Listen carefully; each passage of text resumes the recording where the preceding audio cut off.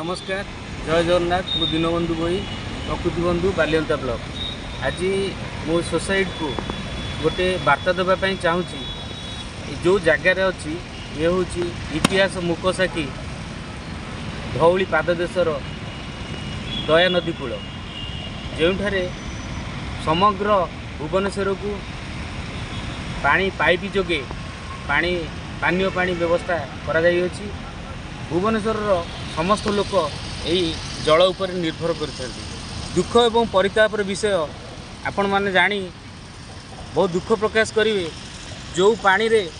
आमे निज जीवन बचाऊे प्रत्येक दिन भुवनेश्वर लोक यही नदी उपर निर्भर करते पानीय जल एठारू भुवनेश्वर को जाए किंतु लोक मानकर सचेतनता नथिबारु से माने जो पूजा अर्चना करुछंती जो वर्ज्य वस्तु बाहरुची ताकू आनी सीधा सड़क ये पानी भितर फिंगी दौरान ता फल जो पानी जो जगह जमाट ही रोचे से पानी पची जाऊँगी पचिगला से ही पानी को पाइप जोगे आम पीऊचे विभिन्न रोगग्रस्त होचे जहाँफल कि आम जापारे आम निजपाई रोग तैयारी करुचे कहवा अर्थ से समय थिला किए पूजा पूजी पर पूजा अर्चना सरिबा परे जो वर्ज्य वस्तु बाहरी थाए ताकू नहीं खाल खमार पकई दे खाल खमा से बहु परिमाण थिबारु सेरा पोती हो जाए किंतु से समय बदली खाल खमा ना लोक मैंने से मानसिकता रखिंट पूजा सरीगले से जो फूल बाली काठ होमर जो वर्ज्य वस्तु बाहर सीधा सड़क आसिले केवल ये दया नदी ब्रिज उपर थी तल को फिंगी दौरान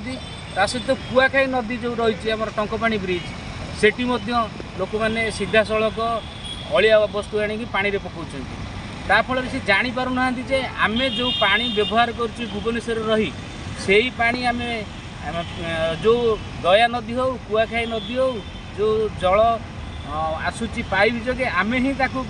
पीऊचे कि व्यवहार करुचे आम शुद्ध जल बोली कहूचे यदि आम बेलसु सावधान न होबा तेबे आगामी दिन में आम रोग ही किणवा डाक्तर को पैसा देवा तेणु समस्त जनसाधारण को मुझे अनुरोध करी आपण मैंने जो वर्ज्य वस्तु नदी भितर न पकई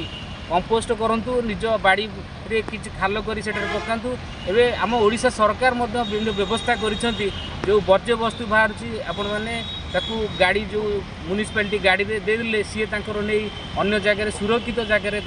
नष्ट करेंगे तेणु अनुरोध आपण एभली कार्य करंतु नहीं जहाँफल कि आमर जो जलचर रही जीवजंतु रही माछ प्रभावित होती आउ कीट पतंग प्रभावित होती सेगुड़ा कीट पतंग आमर ये जो जलवायु जीवजगत किसी आवश्यकता रही तेणु आपण मैंने सजग हेले आम सुस्थ समाज करिपरिबा जल को सुरक्षित करिपरिबा एवं आम समस्ते सुस्थ एवं भले रहिबा। धन्यवाद।